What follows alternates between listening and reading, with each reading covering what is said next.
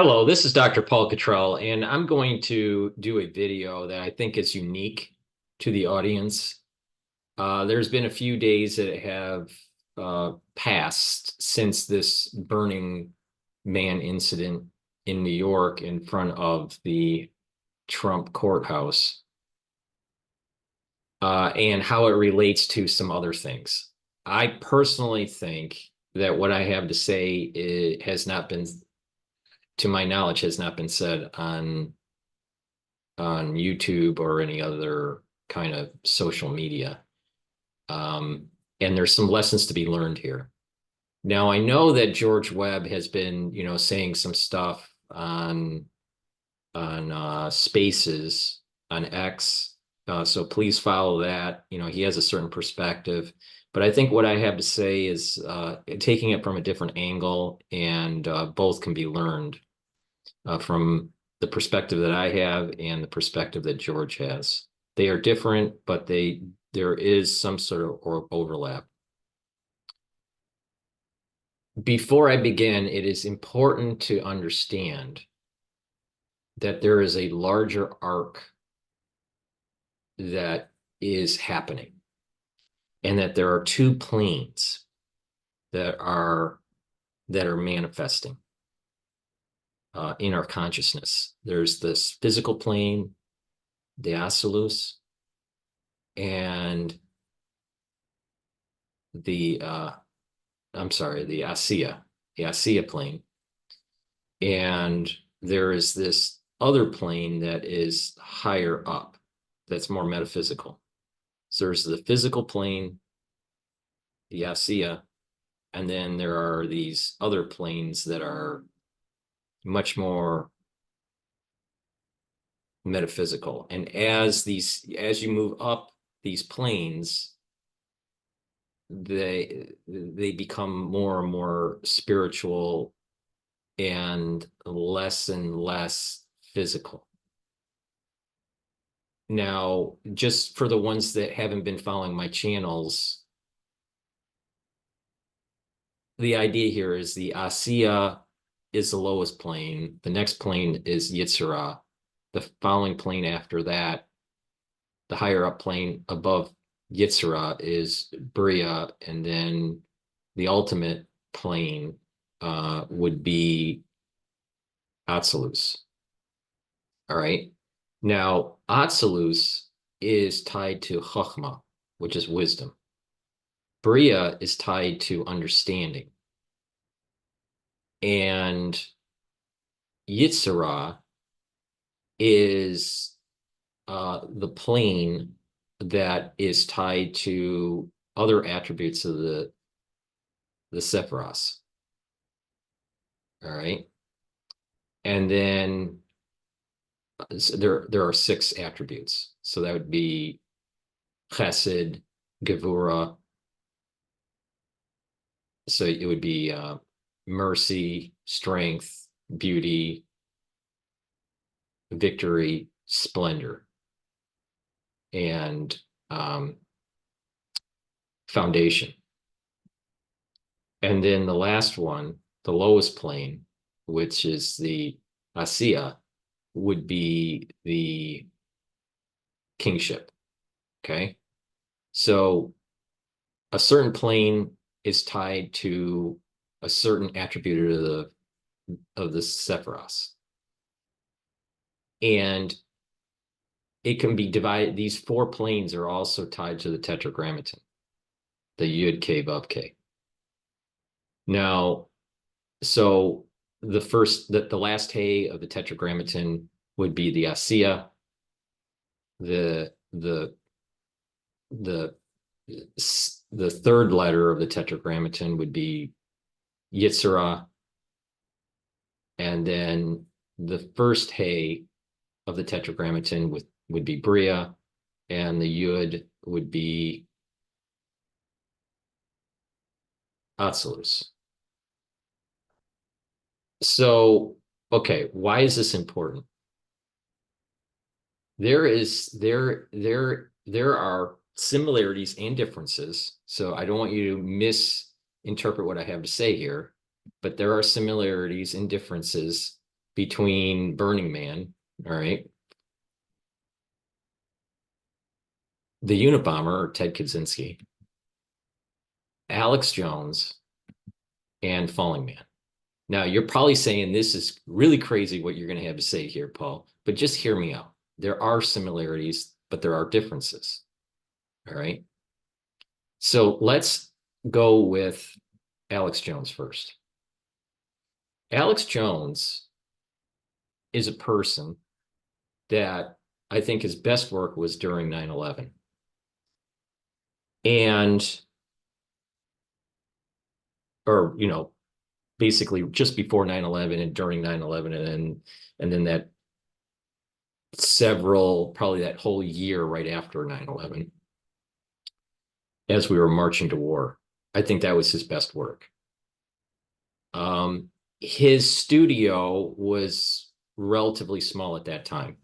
If people remember, he was just sitting at his desk and he was manning his computer, and he had a screen or two behind him that was a computer screen. And he, it was a smaller scale operation. This was probably before he started getting into the supplement business. When he really exploded in terms of his viewership and him reaching into the supplement business was several years later. Okay. Now I'm just giving you kind of an arc of history here. All right. So you can follow my train of thought. When 9/11 happened and he started saying that, there was, some sort of inside job, this is where that whole inside job stuff is coming from, and how Luke from We Are Change, basically spun off. He started with Alex Jones and he created his own journalistic channel. Side note, by the way, when COVID was really getting big and I was getting a lot of views on my larger channel, Luke did reach out to me to do a show, and I said I didn't want to do the show because I needed more than 20. He was only willing to give me 20 minutes on his show, and I declined because of that. Because it was far more complex than just a 20-minute discussion. And then when you lose viewers, or you're just not in the cycle of the news, then people just kind of drift away. So let it be, I guess. All right. So going back to Alex Jones here, he was losing followers because he wasn't drumming the war machine right after 9/11. He was warning people that that the government was involved. All right. And he was starting to lose viewers from that. He lost affiliates, and he was more tied. His revenue stream was more tied to radio. Okay, because you got to remember, this isn't 2001. So, there wasn't really the infrastructure they have today with the internet and social media and all this. So his main voice was broadcasted through radio. So he lost his affiliates. People were dropping his show. So that moved him into the supplement business to, build up his infrastructure to be able to be more self-contained and ride the wave of the internet, which was pretty genius of what he was doing. I'm not saying that he's not, a savvy businessman. But the point here is that there's a connection between all these people with 9/11 and the current situation that we have today with this national security state. I would say, in terms of one's warning about the national security state, that are more mainstream talk show kind of person, Alex Jones is probably the top guy. There have been academics, that write a book that aren't very well known, that have been warning people about the national security state, or they may term it differently. I just call it the national security state. Or you have authors that wrote books that were fictional, talking about this dystopic environment like 1984 or Brave New World. So, you did have these different people reaching out at different periods of time, like the late 40s, the 50s, the 60s, warning people of where things could go. We also had a president of the United States that was leaving. It was Eisenhower, President Eisenhower, that was warning about the military industrial complex that was coming out of World War II. And we also had the warning of secret societies and a growing CIA control of government during JFK. So, and he made speeches about this, about secret societies and the loss of democracy. So we've had people warning the public in different ways through different modalities. Now, Alex Jones used the modality of, especially in contemporary times, the internet, social media, broadcasting way. He's probably the top guy, I would say, in terms of trying to tell people, hey, there is a existential threat on your constitutional freedoms. And that was part of the reason why he went into this whole idea of InfoWar. And it's kind of like the antithesis of what's going on with the Smith modernization, where you have information, disinformation, misinformation being propagated in media, mainstream media, trying to do what Noam Chomsky calls manufactured consensus. Now, Alex Jones, through InfoWars, is trying to be the antithesis of that. At least that's what the surface is. Now, there is a debate, for a guy that can grow so much and still be around, is he compromised or is he infiltrated? A lot of people say yes, some people say no. I don't know. All right. But I just want to, lay the groundwork of my perspective of Alex Jones. Now, I've tried to be on Alex Jones's show during the crisis, and that did not happen, unfortunately. I think that more people would have been able to be saved during the crisis if I was on the show. Part of the reason is that first year, Alex Jones wanted to align himself and say that things weren't that bad because it may hurt the Trump reelection. And that was a calculation that he decided to make. And, so that, for whatever reason, he decided to make that calculation. I think it's self-evident that, that crisis was mismanaged in the media. And what I mean by the media, not only was it mismanaged in mainstream media, I think it was mismanaged also in alternative media. There was too much division between virus deniers and pro-vaxxers and anti-vaxxers and all these things that were taking place, that it prevented us to be cohesive and fighting the government, fighting against the mandates. Unfortunately, that's what happened, and it's Monday morning quarterbacking, I guess. All right, so 9/11 is what happened out of 9/11 was a overgrowth of powers to the NSA, the TSA, the ATF, CIA, FBI, the national security state started eroding constitutional freedoms. And it was known that even Bush Jr., when he was president, said that the Constitution is just a piece of paper. Now, this is very dangerous when we do not hold with reverence the founding of our country. Now, my pedigree within the United States, through family legacy, all right, goes much farther back than Alex Jones. Alex Jones's pedigree for Texas goes pretty far, but he doesn't go. His pedigree doesn't go to George Washington. Fighting with George Washington, like my family's history has.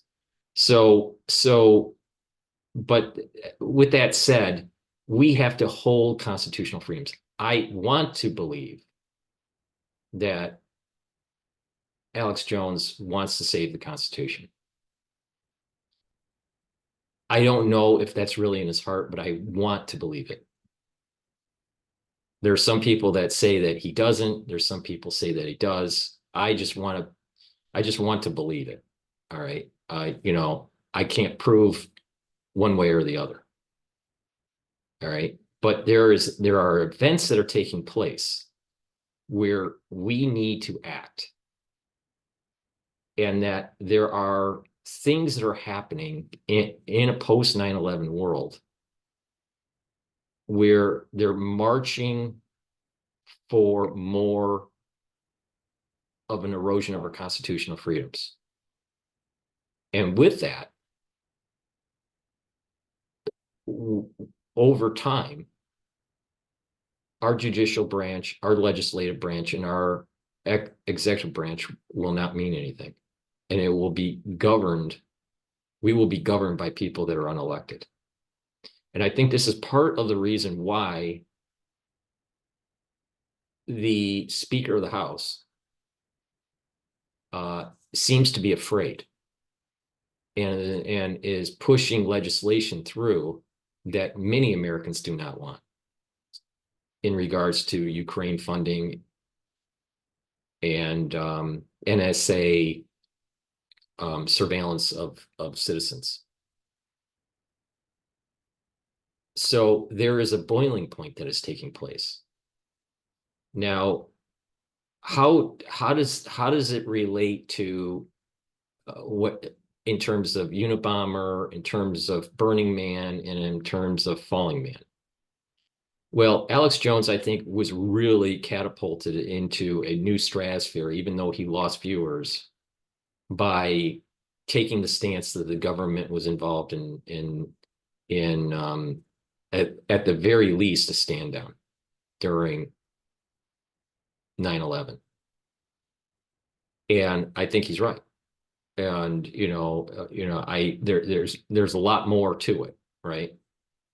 But the end result was the Patriot Act. Now, I've been saying through the crisis that we just went through that there is this concept of the Bio-Patriot Act. Now, it's not called the Bio-Patriot Act, but it is an erosion of certain civil liberties that through a crisis like 9/11 gave more power to the CIA and the FBI and other agencies. Same thing with the crisis that we went through in 2020, where part of the aftermath is this bill that just went through. Overspending and a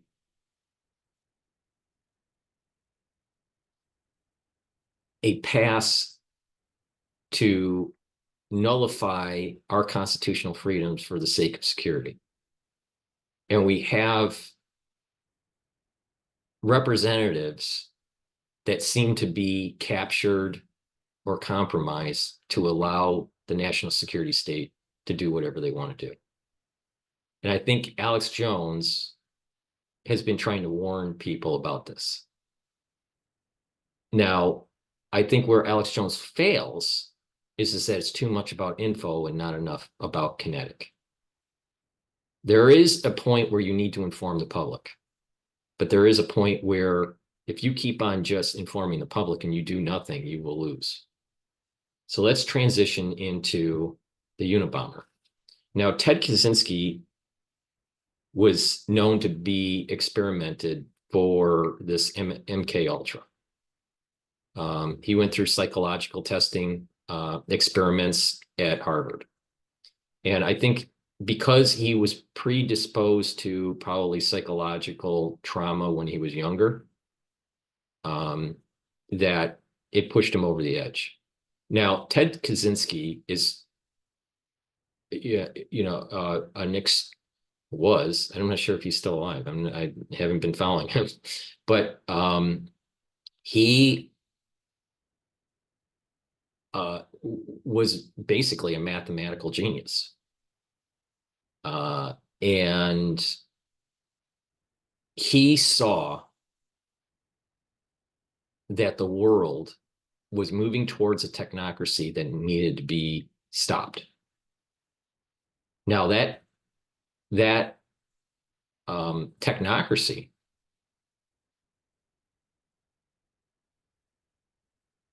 that was articulated in his manifesto seemed to have played out, or is playing out, with high fidelity. So, but he was viewed in the media as a mad person. But the reality is that you look at today's modern talk show, you know, talking heads or journalists, they're either coming from journalism school or they're ex-lawyers. Most of them, not all of them, but most of them. They don't even have half the intelligence of what Ted Kaczynski had. You know, so Ted Kaczynski was high IQ guy. All right. He saw rightfully that there was a growing technocracy that was taking place, and that this was going to be means for a national security state to take hold. And he felt that the only thing that you can do is try to stop it by kinetic means. Now, if you have a society in a perfect world, if you have a society that has a representative government, and that representative government is truly following constitutional rules and is representing the will of the people and not the will of the lobbyists, the will of the well-heeled, the will of the ones that have power, if they are really representing the will of the people, then if something is happening, such as an overreach of the national security state, then those representatives in Congress can stop it. The problem is that even with representative government, our representatives are not listening to the will of the people. And this is the essence of what Ted Kaczynski was saying. That you can't allow for the technocracy to keep going, because you're going to have representative government not listening to the will of the people, and the will of the powerful will take hold. This is very similar to certain dynamics that were taking place in England pre-Magna Carta. Now, the Magna Carta is basically a foundation for our Constitution. All right. It's about rights of the people. You know, it's kind of an early constitutional document. Before the Magna Carta, the king could do whatever he wanted. Well, we're starting to revert back to pre-Magna Carta dates, and our constitutional freedoms are being eroded. And therefore, you know, the difference between, like I said, there's going to be compare and contrast through this video. The difference between Ted Kaczynski and Alex Jones is that one believes in an info war, and the other one believed in kinetic. Now, I'm sure Ted Kaczynski is a lot smarter than Alex Jones. Alex Jones is a lot, is a lot richer than Ted Kaczynski. But there's no doubt that Ted Kaczynski was much smarter than Alex Jones. All right. But the question is where, at what point, when the will of the people is not met, do we transition from an info war to a kinetic war? All right.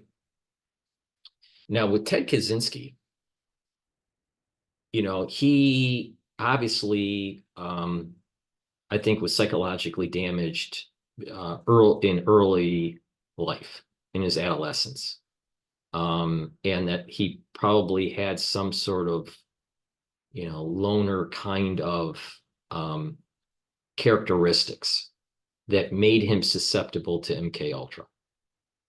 All right, the psychological testing that they were doing at Harvard when he was there, I think broke him.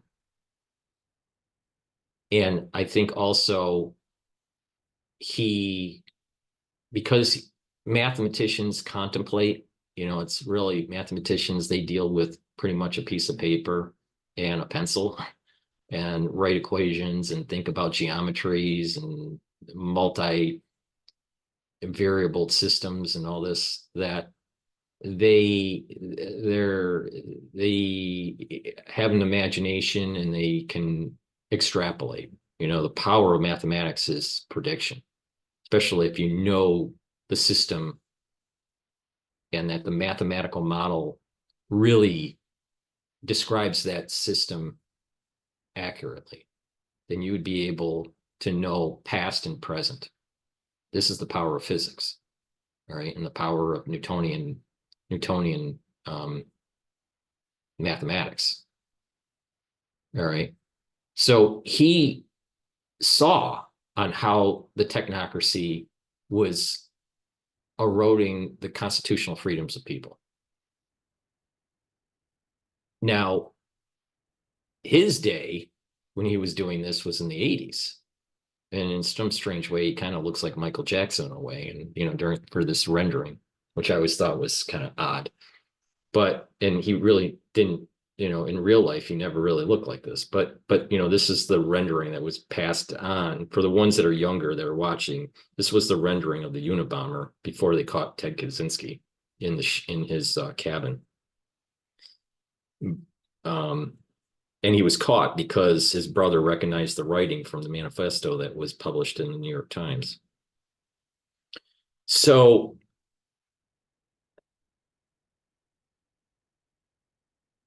what Kaczynski really represents is that, you have this technocracy that's building up. Now you fast forward to where we're at in 2024, and you have Elon Musk saying by 2025 that artificial intelligence is going to reach or surpass human intelligence.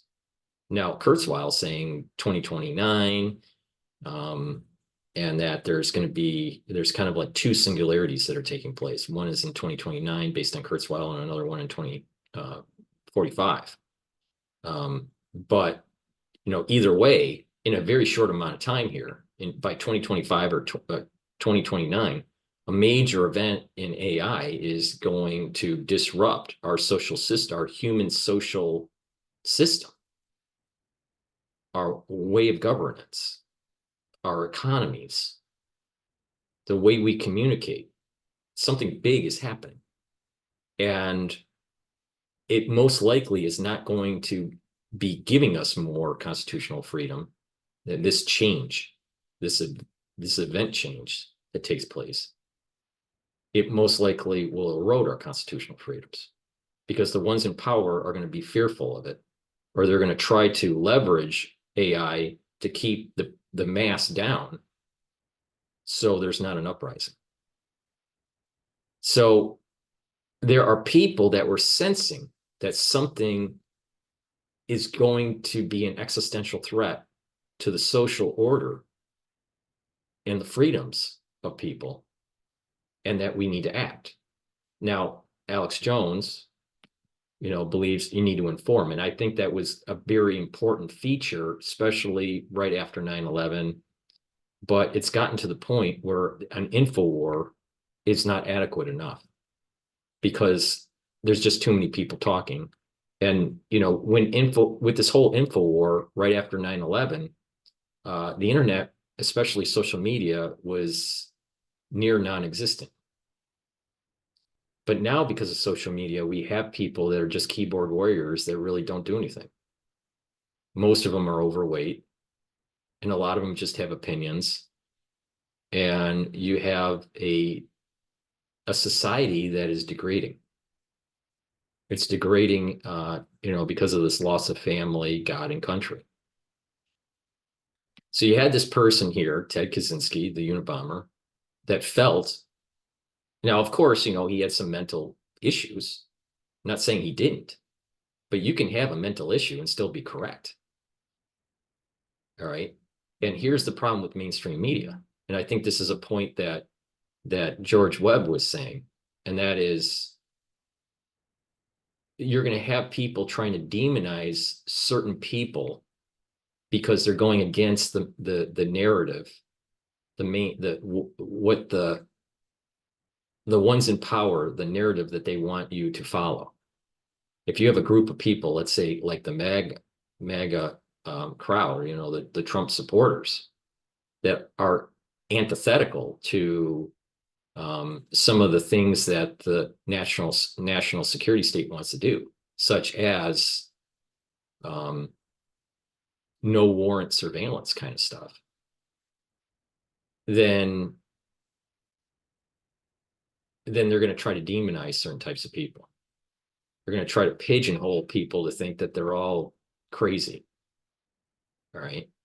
And that's something you have to worry about. But there is this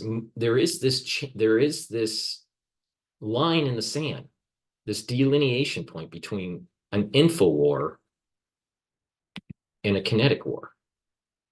And because of surveillance, the wars can't be fought now like it was in the Civil War, where people enlist and get trained and line up on a battlefield and shoot each other. Nor is it like the revolution, where it was more mechanized. It's going to be more like IRA. It's going to be more like some sort of Irish resistance against England. It's going to be more street to street, bomb to bomb kind of resistance.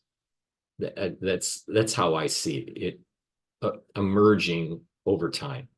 Now, I'm not saying this is going to happen tomorrow or whatever, but the United States is going to go into a fracturing period. Now, this was even hinted at in 1984 in the book, where the United States is fracturing, and there was a civil war that's going on. Now, I want to transition to, because we're at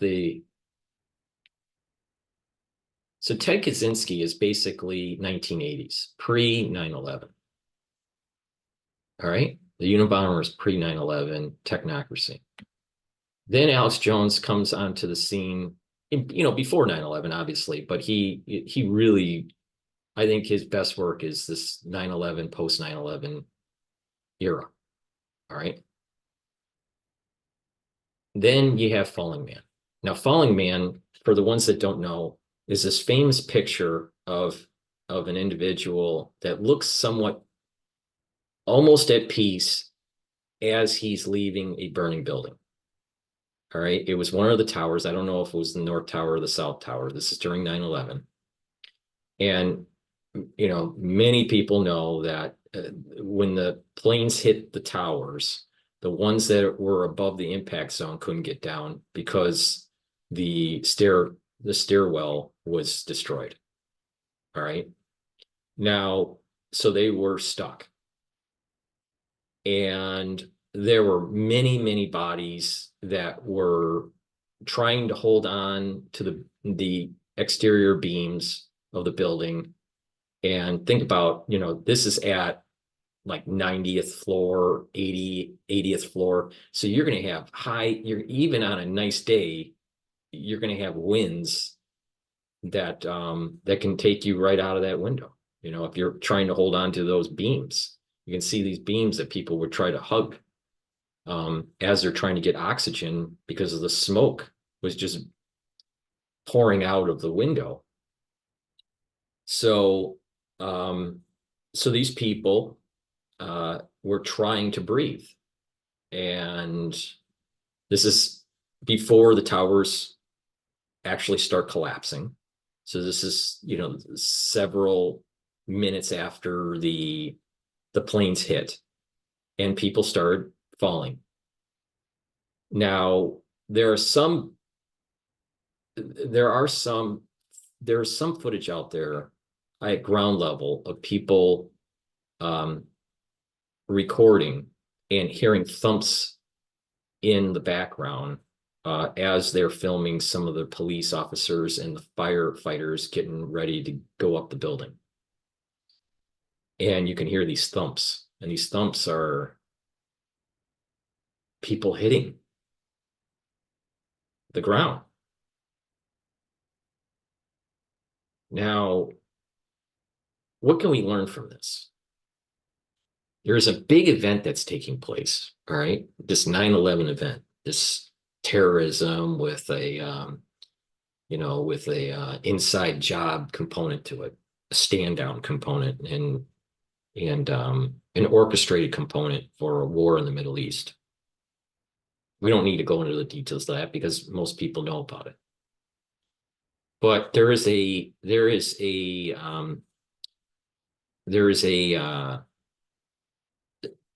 this is about the metaphysics. This whole video is about the metaphysics of this. So you have this individual and many other individuals that decided to, you know, to jump out of the building, or at least try to hug the exterior beams, and then lost grip, and then fell.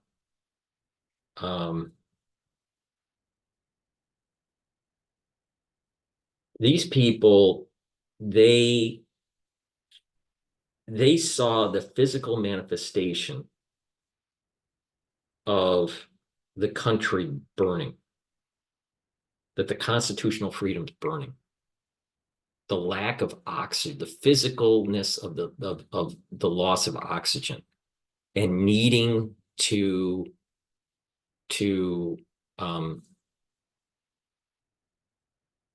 break away from it.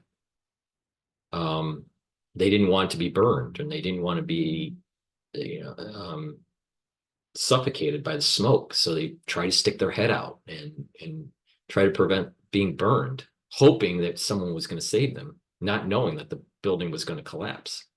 Falling Man did not know that the building was going to collapse. And so he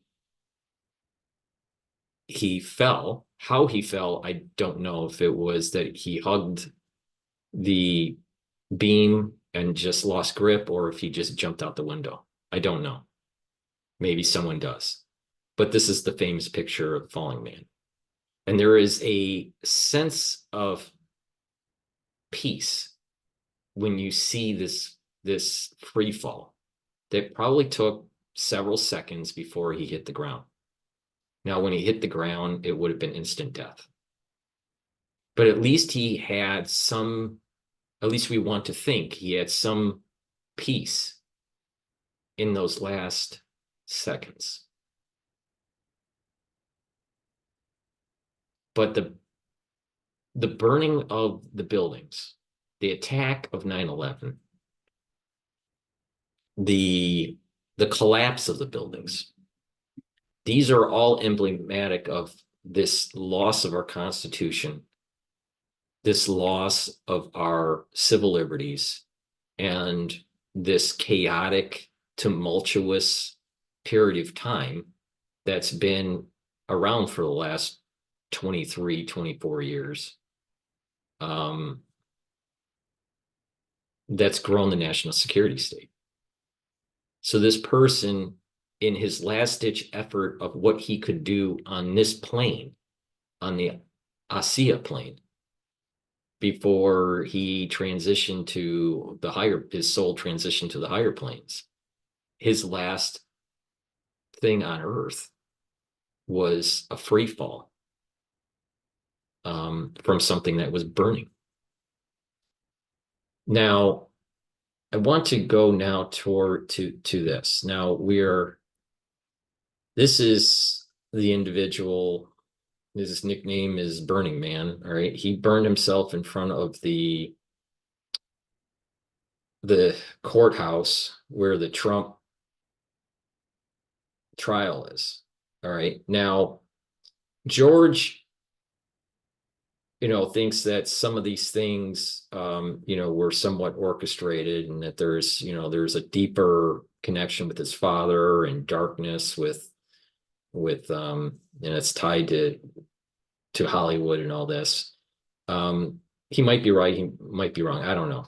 That's not really the point of my video. The point of my video is that there's a metaphysics that's going on here. This person, I think, was emotionally disturbed. George is right that the mainstream media is going to try to spin it as Trump supporters are emotionally disturbed. All right. I suspect that he, but he could be still right. You could be emotionally disturbed and right. Like I said with Ted Kaczynski, everyone that's listening, and even myself speaking, none of us are as smart as Ted Kaczynski. I mean, his IQ was way higher than all of us. All right. But he was emotionally disturbed, but he was right. Right. I mean, most likely Alex Jones is slightly emotionally disturbed, but he's also right in many things. So emotionally disturbed and being right can be mutually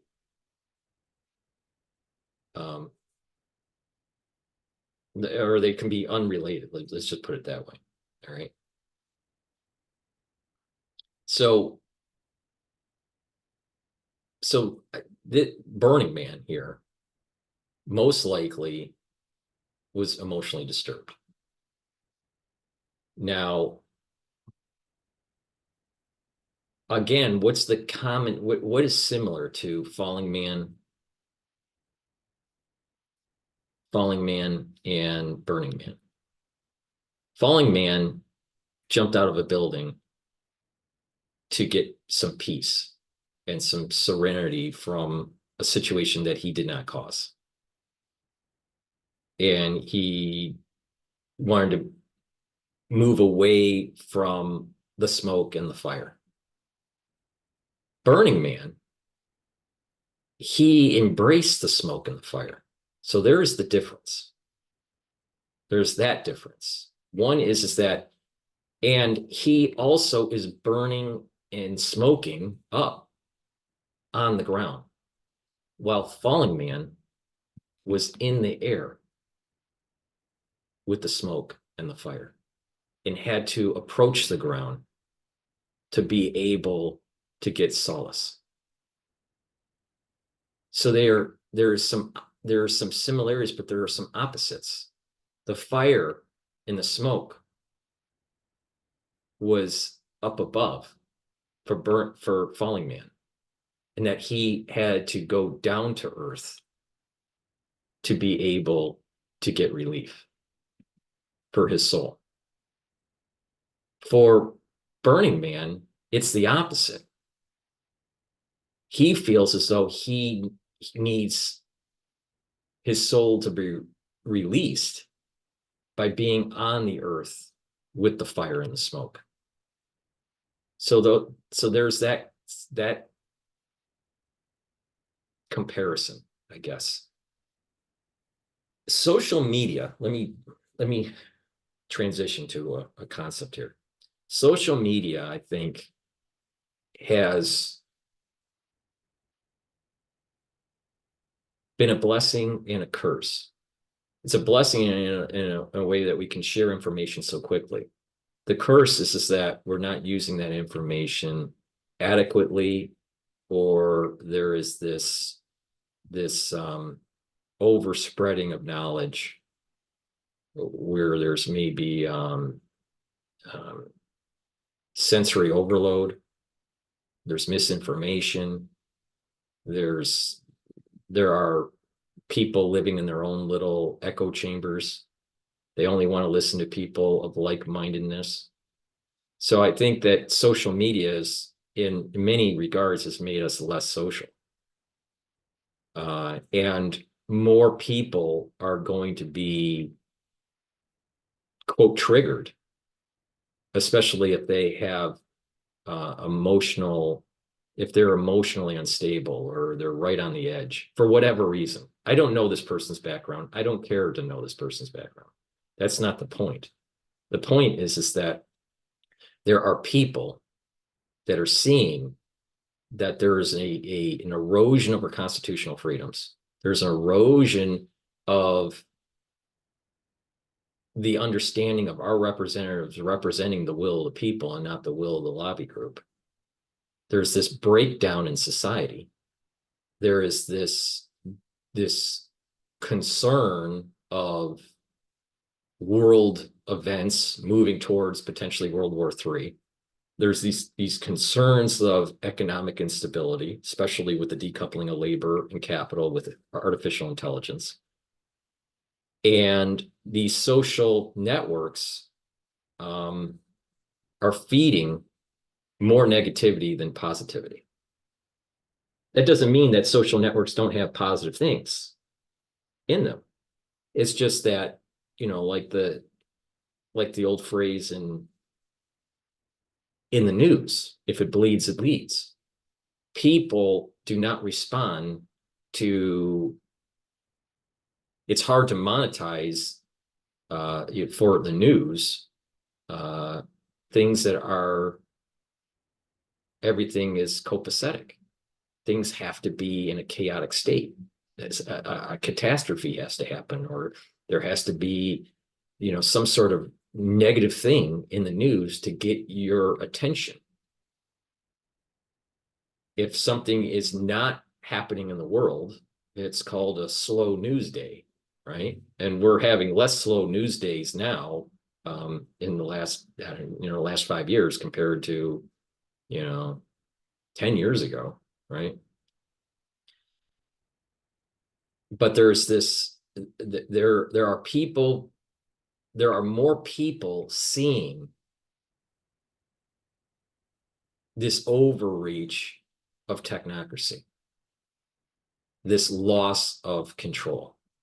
Now, George has his own theory on why this guy did it, but I think the bigger issue, if we just step away from the details of this guy kind of represents, in a way, many people's thoughts in their head, that they feel as though they're becoming trapped. Just like how the Unabomber felt that society was getting trapped with technocracy, and how Falling Man was physically trapped through the planes hitting the towers. So the comparison between Falling Man and Burning Man is that they both felt trapped.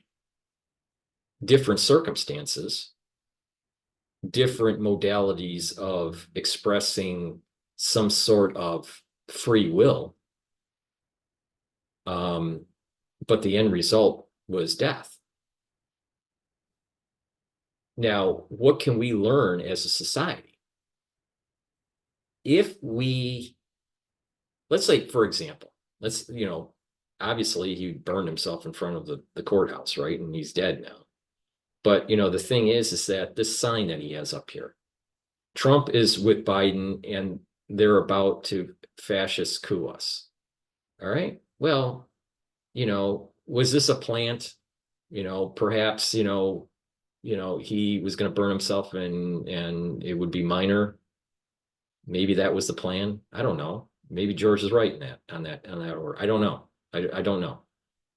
But the thing is that many people are feeling this, that Trump is with Biden, that Biden is with Trump. And this is just his representation of just saying that the Republican Party and the Democratic Party are a uniparty for the national security state. And this fascist coup us could be interpreted in a way that the national security state is fascist. I would say that Peter Duke, he wrote a book, about, these sorts of things about fascism and things that we have to worry about. I think that when you boil it all down, you'll have people that are intelligent, that are not mentally disturbed, that are sensing that the world is being, this is not just in the United States, but also worldwide, that the world is clamping down on the civil liberties of individuals, and that there is a national security state that's starting to take hold, and that this seems to be the growing pains of a one world government, or what Michio Kaku, the physicist, calls it a tier. What is it? What do you call it? A level one society. A level one society. There are certain things that have to happen with how they use energy and how world governance is for this evolutionary process of the human race, according to Michio Kaku. So he talks about like a level 0 civilization, a level 1 civilization, a level 2 civilization. And this eventually becomes interstellar civilization. But part of going from civilization 0 to civilization 1 is kind of like this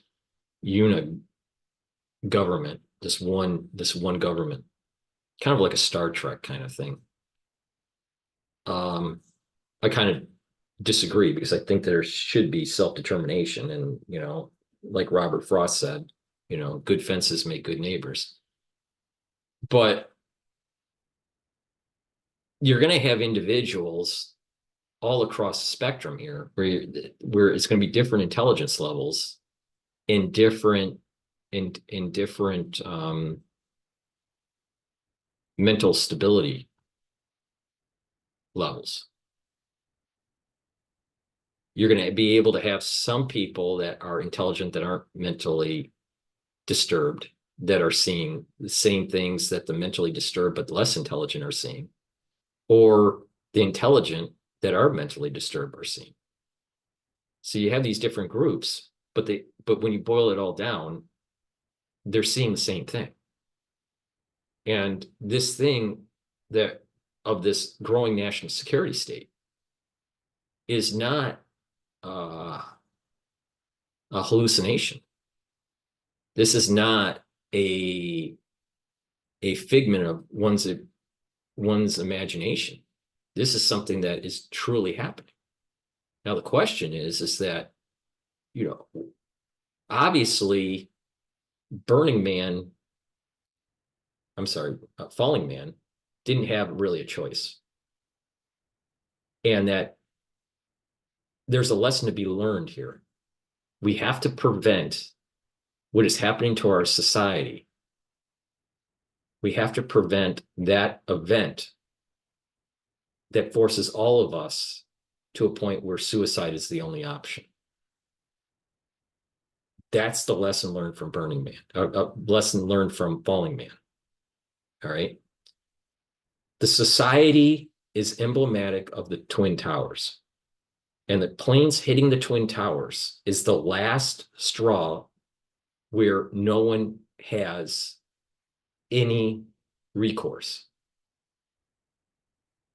Before the planes hit, there were individuals that could have, decided to go get a bagel on the street corner and take the elevator or the stairwell, and they weren't in the building when it got hit. All right. Now, obviously, they didn't know it was going to get hit unless you were the Bushes. But the point here is that through people's decisions, they were in the building or not before the hit. They didn't know, that it was that much of a crisis. Now, this is where Alex Jones comes in. Alex Jones is warning people, hey, there's a crisis. Don't be in the building before it gets hit. Or try to stop the building from getting hit. The building is our society, is our constitutional freedoms. And there's going to be an event that destroys that constitutional freedom. And everyone in the building is going to suffer from a loss of civil liberties.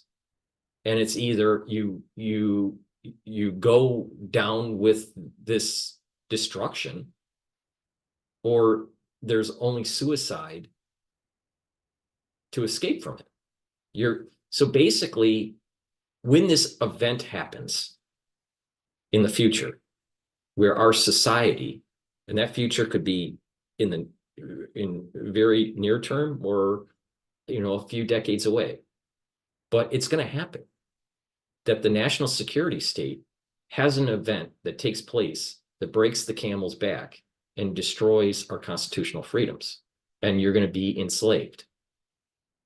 Falling Man did not want to be a slave of the smoke and the fire, so he chose to exit on his own volition. But if the planes didn't hit the towers, or if he wasn't in the building when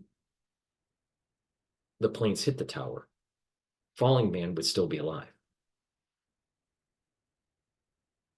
That's what Alex Jones, deep down inside, is warning the public.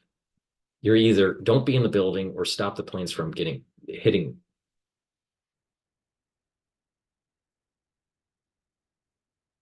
Stop the national security state from destroying our constitutional freedoms. Or just don't be around when the event happens. Be on some island somewhere, I guess. But that's not plausible or feasible for most people. But that's what he's warning. When you boil it all down, that's what he's warning. But the thing is that enough is enough with the info. We're drowning in information now. We don't need an info war. We need a real war. Now, with the Unabomber, Ted Kaczynski, he felt that if you don't nip it early, that the advancements of technology will get to a point where you won't be able to unplug it. And you almost see that today, where there's almost escape velocity, where these technologies will permanently keep us in a burning building. And that will mean that we either commit suicide, so we're not enslaved by the system, or we could get consumed by the slavery. Now, with Burning Man,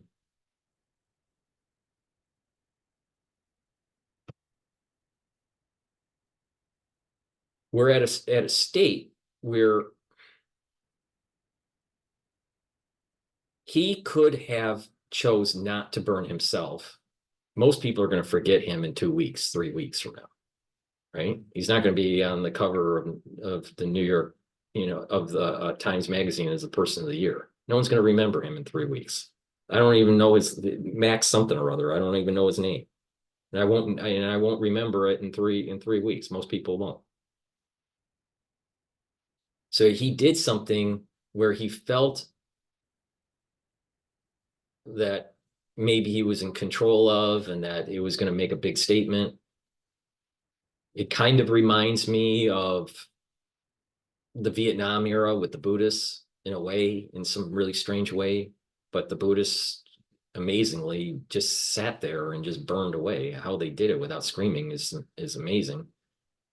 But there was some mental issue with this guy, and it's possible that it was a stunt that went awry, and he died from it because it got out of control. That might have been. I don't know though. I can't prove one way or the other. But at the metaphysical level here, there is this need to try to scream in the wilderness to have the tyranny stop. And this is why I was saying early in 2020 that if the American public doesn't band together, we're all going to hang separately. And we're going to hang separately in through different modalities. All right. Hanging separately is just is an expression that the government is going to take away your liberties, your ability for self-governance, your ability for the pursuit of life, liberty, and happiness.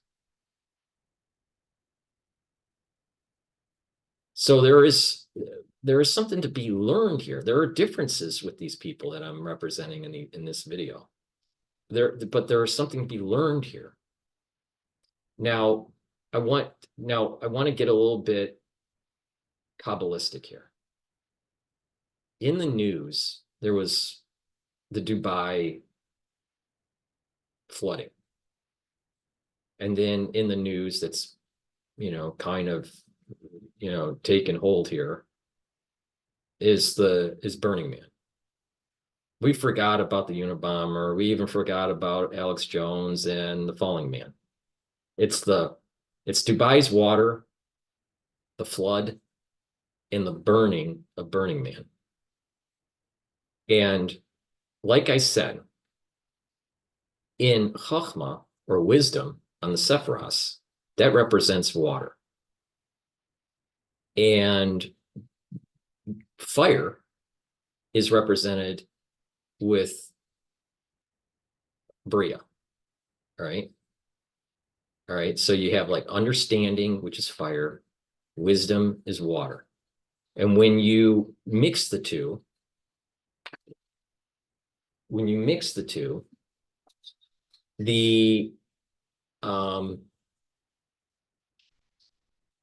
you'll get a steam.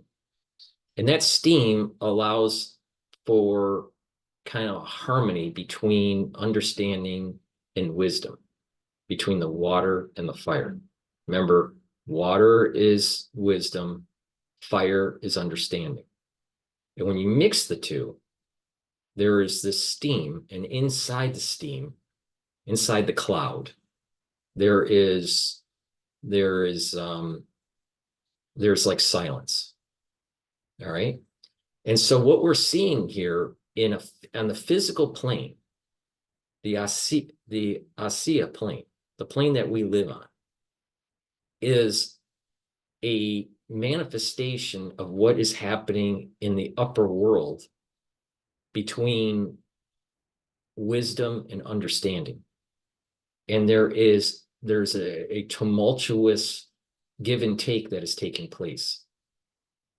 And that there is going to be energy flow out of this back and forth between Chachma and Bina that will flow down onto this plane, Asiya, that is going to disrupt the social order. How that plays out, I'm not smart enough to see, nor probably anyone on this earth is not smart enough to fully understand this. But there is something that is coming, and we are warned of these events because of Burning Man and the Dubai flooding. Now, people would say the Dubai flooding is through overzealous seeding of clouds and, geo weather engineering. Most likely it is. And that, this event here with Burning Man probably got out of control, and it was maybe, perhaps, I don't know, but perhaps it was a stunt, and that it got out of control, and he died from it. But the thing is that people are doing things, or governments are doing things that can get out of control, and that we are being warned there's a warning signal from the world above, this Atzilus and Bria world, that things on Asiya are out of control, and that they have to go back to homeostasis. So this event with Burning Man and with Dubai, with the flooding, they are symptoms, they are signals of something much more sinister, much more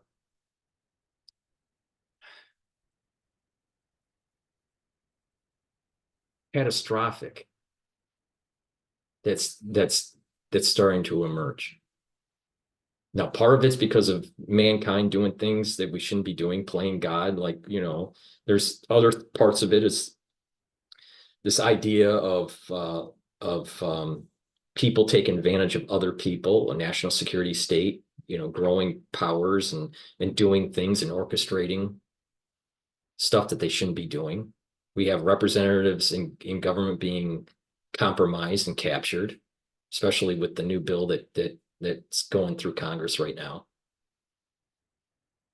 And we have people sensing that they don't know what to do because they feel hopeless. A person burning themselves, that's a hope that's a hopeless act. They want to try to change something, but they don't know how. The Unabomber was seeing there's things that are emerging that need to be stopped. If you stop it in its infancy, then the catastrophe is averted. But it didn't work out. It failed. Alex Jones is trying to warn the public of this catastrophic loss of civil liberties and the growing national security state and the one world government. But it's all talk and no action. And we all are going to be falling man as our society gets hit by the national security state, and we have no other choice but to jump out of the building because it was too late, because we didn't heed the warning of Alex Jones, even though I feel that Alex Jones needs to be more kinetic and less info. We demonized a person that was warning us about a technocracy. And we are confused on exactly what this guy, Burning Man, really represents, because we're so confused because of social media now. But if you step away and just see that there are things that are starting to spiral out of control, that this is very reminiscent of during the Vietnam era. And I don't think we're going to have a lot of copycatters, but I am positive that if we, as citizens, do not stop the tyranny, do not stop the national security state, we are all going to be falling man. With that said, hopefully you learned something about my perspective on the events that happened this week. Please help support my work by subscribing to all my channels. I have 3 channels on YouTube, Brighteon, Bitchute, and Rumble. I also created a new channel on YouTube called The Studio-Reykjavik. The link is in the description of this video, so please subscribe and populate that channel. In addition, please help support my work by donating. You can go to my website, the-studio-reykjavik.com, and get and go to the homepage, and you can donate through Stripe, PayPal, or buy me a coffee. Please be a paid member on my Patreon channel. And that way you'll be able to help support my news coverage, and I'll be able to provide you with free stuff, free videos that, to the public. In addition, you can be a higher tiered member for Patreon, and that will allow you to get access, different levels of access to my medical lectures series on pulmonology. I'm working on the immunology lecture series right now. Also, please go to my store, the-studio-reykjavik.com. Link is in the description, and purchase the structural nano silver gels and liquids, lozenges and soaps. The supplements that I offer that are like probiotics and turmeric and B complex, zinc, vitamin D3. I have a plethora of supplements that will boost up your immune system and bring down inflammation.